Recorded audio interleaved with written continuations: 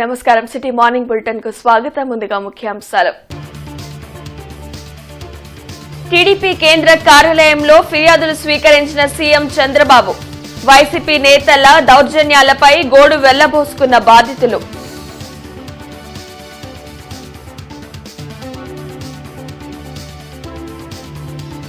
బీసీలకు అండగా కూటమి ప్రభుత్వం నిలుస్తుంది. అన్ని వర్గాల సంక్షేమం దిశగా చేతి వృత్తులని ప్రోత్సహిస్తామన్న మంత్రి సవిత.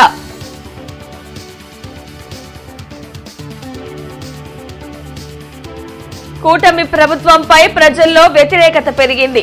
ఈ నెల 11, 27, జనవరి 3 ఆందోళనకు పిలుపునిచ్చిన మాజీ సీఎం జగన్.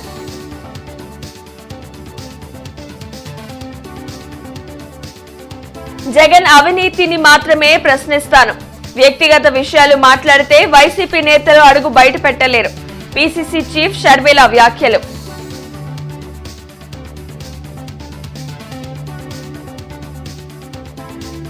తూర్పులో పలు అభివృద్ధి పనులకు శంకుస్థాపనలు. పేదలకు మౌలిక వస్తువులు అందించడమే లక్ష్యమన్న ఎమ్మెల్యే నజీర్. మంగళగిరిలోని టీడీపీ కేంద్ర కార్యాలయంలో ప్రజల నుండి వినతులను ముఖ్యమంత్రి చంద్రబాబు స్వీకరించారు. వివిధ ప్రాంతాల నుంచి వచ్చిన ప్రజలు తమ సమస్యలను పరిష్కరించాలని సీఎంను కోరారు. గత ప్రభుత్వంలో వైసీపీ నేతల దుర్మార్గాలు, దురాగతాలపై బాధితులు తమ గోడును మొరపెట్టుకున్నారు. బీసీలకు కూటమి ప్రభుత్వం అన్ని విధాలా అండగా నిలుస్తుందని మంత్రి సవిత తెలిపారు. వెలగపూడి సచివాలయంలో మంత్రి సవిత మీడియాతో మాట్లాడారు. రాష్ట్ర చరిత్రలో ఈ ఏడాది బీసీలకు అత్యధిక నిధులను బడ్జెట్లో కేటాయించినట్లు చెప్పారు. బీసీ కార్పొరేషన్ ద్వారా వివిధ స్వయం ఉపాధి పథకాల కోసం 1977 కోట్ల సబ్సిడీ రుణాలు అందించనున్నట్లు వెల్లడించారు. 26 జిల్లాల్లో డీఎస్సీ ఉచిత కోచింగ్ కేంద్రాలు ఏర్పాటు చేశామన్న ఆమె త్వరలోనే సివిల్ సర్వీస్ కోచింగ్ సెంటర్లను ప్రారంభించనున్నట్లు చెప్పారు. ప్రతి ఇంటి నుంచి ఒక వ్యాపారవేత్తను తయారు చేయాలనే లక్ష్యంతో CM Chandrababu MSME BC corporation ద్వారా యూనిట్లను ఏర్పాటు చేస్తున్నట్లు మంత్రి సవిత తెలిపారు.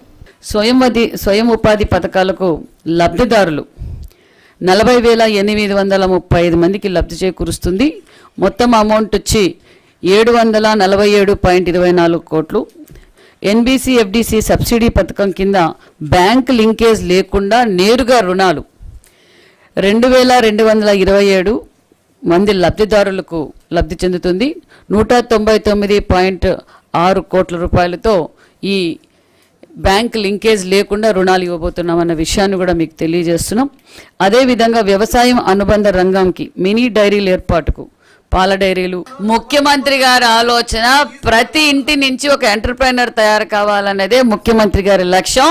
అసలైన పార్టీలకు అతీతంగా ఎవరైతే అర్హురో వారందరికీ మా సంక్షేమ పథకాలు కావచ్చు అందుతాయి. సత్తెనపల్లి పట్టణం 4వ వార్డు నందు ఏర్పాటు చేసిన సభ్యత్వ నమోదు కార్యక్రమంలో సత్తెనపల్లి ఎమ్మెల్యే కన్నా లక్ష్మీనారాయణ, యువ నాయకులు మన్నెం శివరాగ మల్లేశ్వరరావు పాల్గొని కార్యక్రమాన్ని ప్రారంభించారు. ప్రతి ఒక్కరూ 100 రూపాయలతో తెలుగుదేశం పార్టీ సభ్యత్వం తీసుకోండి. 5 లక్షల వరకు ప్రమాద బీమా, కుటుంబ సభ్యులకు విద్య, ఉద్యోగ, వైద్య సహాయం అందుతుందని అన్నారు. దేశంలో ఏ ఒక్క రాజకీయ పార్టీ చేయని విధంగా కార్యకర్తల సంక్షేమం కోసం కోట్లాది రూపాయలు ఖర్చు చేసిన ఘనచరిత్ర మన తెలుగుదేశం పార్టీదని కన్నా లక్ష్మీనారాయణ, మన్నం శివనాగ మల్లేశ్వరరావు తెలిపారు. సభ్యత్వం తీసుకోండి, టీడీపీ కార్యకర్తను అని ఘనంగా చాటండి అని తెలిపారు. ఈ రాష్ట్రాన్ని 5 సంవత్సరాలు పరిపాలించి ఈ రాష్ట్రాన్ని సర్వనాశనం చేసినటువంటి ముద్ర జగన్మోహన్ రెడ్డి మీద ఉంది. ఒక వ్యక్తి 5 సంవత్సరాల్లోనే ఇంత సర్వనాశనం చేయొచ్చు అనడానికి ముద్ర అయితే జగన్మోహన్ రెడ్డి అయితే, అభివృద్ధి సంక్షేమం 2 పాళ్ళలో ఈ రాష్ట్రాన్ని ముందుకు తీసుకెళ్తున్నటువంటి ఒక మిషన్ కలిగినటువంటి నాయకుడు చంద్రబాబు నాయుడు గారు అనేటువంటిది ఒక గౌరవప్రదమైనటువంటిది. అందుకనే మిమ్మల్ని అందరినీ తెలుగుదేశం పార్టీలో సభ్యత్వం తీసుకోమని కోరటానికి ఈ రోజున మరి ఇక్కడ రావడం జరిగింది. మన సభ్యత్వం అనేది బ్రహ్మాస్త్రం లాంటిది. ఎందుకంటే ప్రమాద బీమా ఒకటే కాదు, ఎక్కడికి వెళ్ళినా కానీ మన గౌరవాన్ని పెంచే సభ్యత్వం ఏదన్నా ఉందంటే తెలుగుదేశం పార్టీ కార్యకర్తకి అది మన సభ్యత్వం. మీరందరూ కూడా చేరి పార్టీని బలోపేతం చేయడం కాదు, దానివల్ల వచ్చే గౌరవాన్ని లబ్ధిని అందరినీ ఉపయోగించుకోవాలని చెప్పి కోరుకుంటూ సెలవు తీసుకుంటున్నాను. గుంటూరు తూర్పు నియోజకవర్గంలో అభివృద్ధి లక్ష్యంగా ఎమ్మెల్యే నజీర్ అహ్మద్ ప్రణాళికతో ముందుకు సాగుతున్నారు. పలు డివిజన్లలో సీసీ డ్రైన్లు, రోడ్ల నిర్మాణంకు డిప్యూటీ మేయర్ సజీలాతో కలిసి ఆయన భూమి పూజ చేశారు. గత 5 ఏళ్లలో గుంటూరు తూర్పు నియోజకవర్గం అభివృద్ధికి నోచుకోలేదని నసీర్ విమర్శించారు. కూటమి ప్రభుత్వం అధికారంలోకి వచ్చాక ఇప్పటి వరకు 8 కోట్ల రూపాయల పనులు చేపట్టినట్లు వివరించారు. పేదల ప్రాంతాల్లో మౌలిక వసతులు కల్పించనున్నట్లు చెప్పారు. ముందుగా ఈ ప్రాంతంలో జున్ను షహీద్ నగర్ సంబంధించి మెయిన్ రోడ్ను దాదాపు 53 లక్షల రూపాయలతో నిర్మించుకోవడం జరుగుతూ ఉంది. దాంతోపాటు గొలుసుకండలరావు నగర్లో సీసీ రోడ్డు, డ్రైను, అలాగే ఎల్ఆర్ కాలనీ 3, 4, 6 లైన్లో కూడా సీసీ రోడ్లను నిర్మించుకోవడం జరుగుతూ ఉంది. ముఖ్యంగా 15వ డివిజన్ కానీ 11వ డివిజన్ కానీ పేద బడుగు బలహీన వర్గాలు నివసించేటువంటి ప్రాంతం. ఇక్కడ ఎక్కడ కూడా మౌలిక వసతులు లేక ఒక మారుమూల ప్రదేశంగా ఈ ప్రాంతం అంతా కూడా ఉన్నటువంటి పరిస్థితులు. ఈరోజు కూటమి ప్రభుత్వం ఏర్పడినటువంటి 5 నెలల్లోనే దాదాపు ఈ 2 ప్రాంతాల్లో అవసరమైనటువంటి ప్రతి ఒక్క రోడ్డుని అలాగే డ్రైన్ని కూడా నిర్మించేటువంటి కార్యక్రమంతో పాటు పూర్తిగా అభివృద్ధి చేసేటువంటి ప్రణాళికతో ఒక మోడల్ వార్డుగా ఈ 15వ వార్డుని తీర్చిదిద్దేటువంటి కార్యక్రమం కూడా చేపడతా ఉన్నాం. ముఖ్యంగా ప్రతి ఒక్కటి చూస్తున్నాం. ప్రతిరోజు ప్రతి వార్డులో కూడా సీసీ రోడ్స్ కానివ్వండి, డ్రైన్స్ కానివ్వండి, స్ట్రీట్ లైట్స్ కానివ్వండి, ప్రజలు ఎక్కడ కూడా ఇబ్బంది పడకూడదు అనే ఒక సంకల్పంతో ముఖ్యమంత్రి వర్యులు చంద్రబాబు నాయుడు గారు కూటమి ప్రభుత్వం ప్రతి ఒక్కటి దశలో ప్రతి ఒక్కరిని కూడా ఆసరాగా అండగా ఉండాలని ప్రతి ఒక్క గడపకి మేమందరం వెళ్తున్నాము. ప్రతి స్ట్రీట్లో వెళ్తున్నాము, ప్రతి సమస్య కనుక్కుంటున్నాము.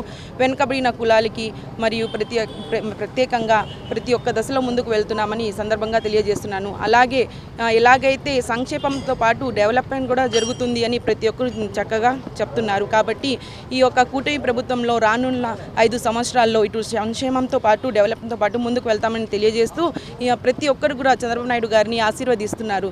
అంతర్రాష్ట్ర బైకుల దొంగను అరెస్ట్ చేసి 13 మోటార్ సైకిళ్లను నగరంపాలెం పోలీసులు స్వాధీనం చేసుకున్నారు. చిలకలూరుపేట జాలయ్య కాలనీకి చెందిన వల్లెపు సత్యదాస్ గత కొంతకాలంగా చెడు వ్యసనాలకు బానిసై వివిధ ప్రాంతాల్లో బైకులను దొంగిలించి అమ్ముతున్నాడు.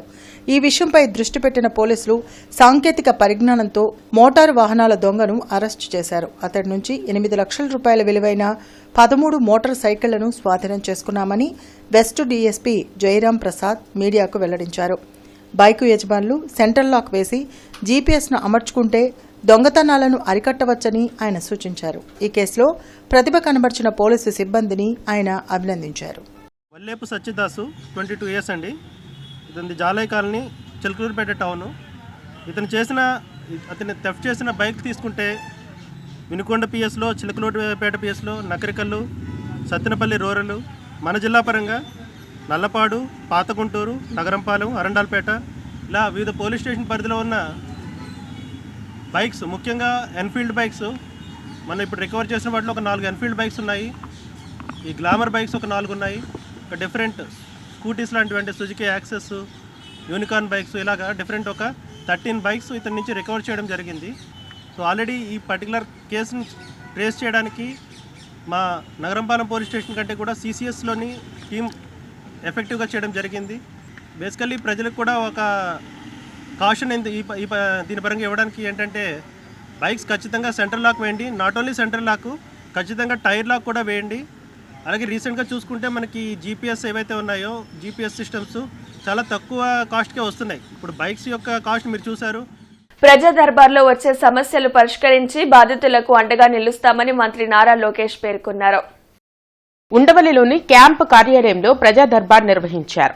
రాష్ట్రం నలుమూలల నుంచి వచ్చిన బాధితులు తమ సమస్యలు పరిష్కరించాలని మంత్రి లోకేష్ కు వినతులు అందించారు. గత ప్రభుత్వంలో వైసీపీ నాయకులు దౌర్జన్యాలు, ఉపాధి, ఉద్యోగ అవకాశాల కల్పన, అనారోగ్య సమస్యలకు చేయూత అందించాలంటూ వినతులు అందాయి.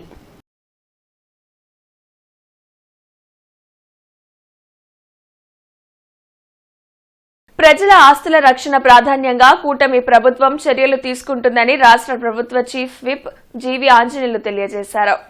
వినుకొండలో ఆయన మీడియాతో మాట్లాడారు. వైసీపీ పాలనలో జరిగిన భూ కబ్జాలపై ఫిర్యాదులు చేసేందుకు బాధితులు క్యూ కడుతున్నారని, వారికి తగు న్యాయం చేసేలా ప్రభుత్వం అండగా ఉంటుందని చెప్పారు.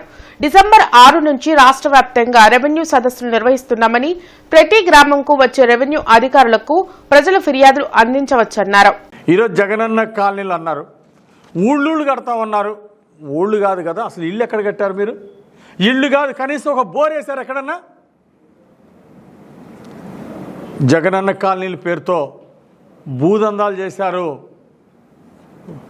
వేల కోట్ల రూపాయలు దోచుకున్నారు. కానీ పేదోడికి ఎక్కడ న్యాయం చేసింది వైఎస్ఆర్ పాలనలో ఆ ప్రభుత్వం? నేను అడుగుతున్నా. జగనన్న కాలనీ పేరుతో దోపిడీ జరిగింది, దుర్మార్గాలు జరిగినాయి, బినామీల పేరుతో ప్లాట్లు తీసుకున్నారు. ఎంత దుర్మార్గం! ల్యాండ్ ప్రొక్యూర్మెంట్లో, ల్యాండ్ కొనుగోలులో 10 లక్షల దాన్ని 30 లక్షలు రాసుకున్నారు, 5 లక్షల దాన్ని 15 లక్షలు రాసుకున్నారు ఎకరం. ఏంటి దోపిడీ కాదా? మళ్ళీ ల్యాండ్ డెవలప్మెంట్ అని చెప్పేసి ఎన్ఆర్ఈజీఎస్లో వేల కోట్లు దోచుకున్నారు. కూటమి ప్రభుత్వంపై ప్రజల్లో వ్యతిరేకత పెరిగిందని మాజీ సీఎం జగన్ అన్నారు. తాడేపల్లిలోని క్యాంప్ కార్యాలయంలో వైసీపీ నాయకులతో ఆ పార్టీ అధ్యక్షులు వైఎస్ జగన్ సమావేశం నిర్వహించారు. ప్రజలు ఎదుర్కొంటున్న సమస్యలపై విస్తృతంగా చర్చించారు.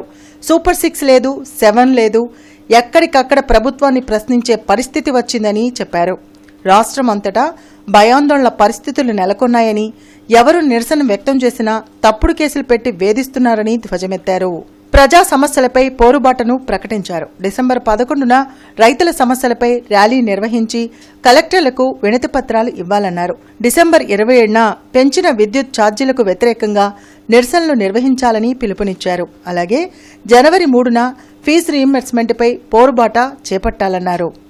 3 ప్రోగ్రాములు డిసెంబర్ 11వ తారీఖున, డిసెంబర్ 27వ తారీఖున, జనవరి 3వ తారీఖున రైతులకు సంబంధించి, పెంచిన కరెంటు ఛార్జీలకు సంబంధించి, పిల్లలకు సంబంధించిన ఫీజు రీయింబర్స్మెంట్ బకాయిలకు సంబంధించి 3 ఇష్యూస్ మీద వైఎస్ఆర్సీపీ గలం విప్పుతా ఉంది. గట్టిగా ఉద్యమ బాట పట్టే కార్యక్రమం చేస్తుంది. అదానితో జగన్ చేసుకున్న సెక్కి ఒప్పందాన్ని రద్దు చేసేందుకు సీఎం చంద్రబాబు ఎందుకు వెనకడుగు వేస్తున్నారని ఏపీ పీసీసీ చీఫ్ షర్మిల అన్నారు.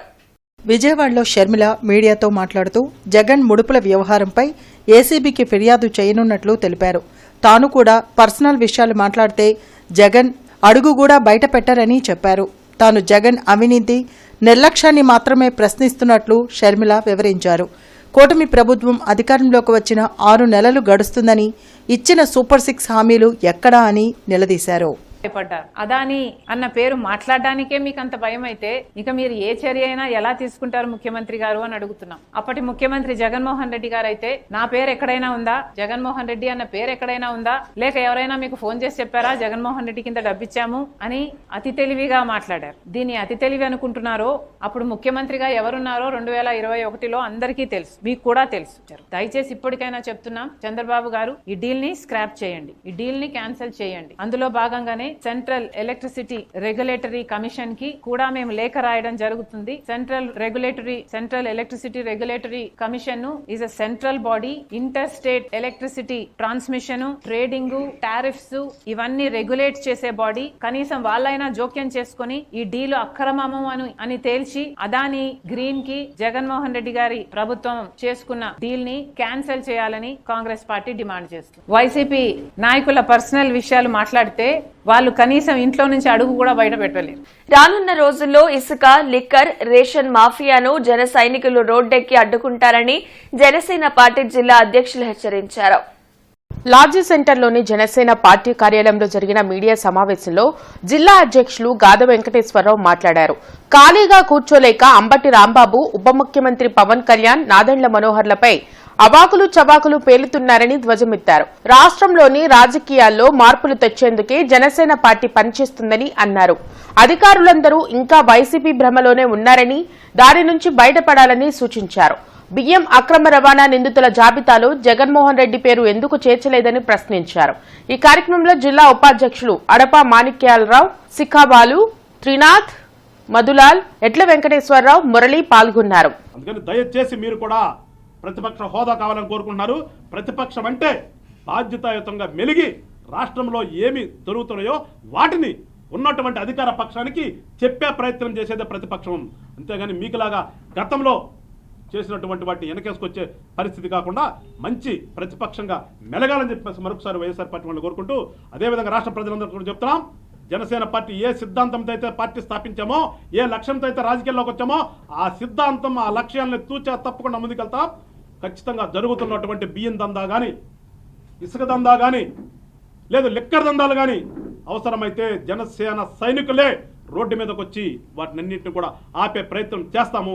మీరందరూ కూడా జనసేన పార్టీని ఆశీర్వదించండి అని చెప్పేసి మరొకసారి ప్రజలందరినీ కోరుకుంటూ, సత్తెనపల్లి పట్టణం తాలూకా సెంటర్ వద్ద ఉమ్మడి ఆంధ్రప్రదేశ్ మాజీ ముఖ్యమంత్రి వర్యులు, తమిళనాడు మాజీ గవర్నర్ కొణిజేటి రోసయ్య వర్ధంతి సందర్భంగా ఆయన విగ్రహానికి సత్తెనపల్లి ఎమ్మెల్యే కన్నా లక్ష్మీనారాయణ ఘన నివాళులర్పించారు.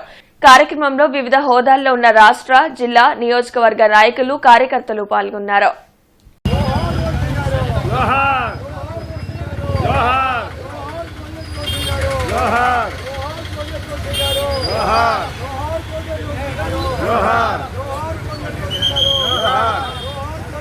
ఎస్వీ యూనివర్సిటీ దళిత ప్రొఫెసర్ చెంగయ్యపై దాడికి పాల్పడిన మతోన్మాదులను అరెస్ట్ చేయాలంటూ దళిత సంఘాలు ధర్నా నిర్వహించారు. లాడ్జీ సెంటర్లోని డాక్టర్ బిఆర్ అంబేద్కర్ విగ్రహం ఎదుట బహుజన సమాజ్ పార్టీ, ప్రజా, దళిత సంఘాల ఆధ్వర్యంలో ధర్నా జరిగింది. ఈ సందర్భంగా దళిత సంఘాల నాయకులు కొండలు, భగత్ సింగ్, వైకే మీడియాతో మాట్లాడారు. బీజేపీ అధికారంలోకి వచ్చిన తర్వాత మతోన్మాదం పెరిగిపోయిందని మండిపడ్డారు. దళిత ప్రొఫెసర్ చెంగయ్యపై దాడి చేయడం దారుణమని అన్నారు.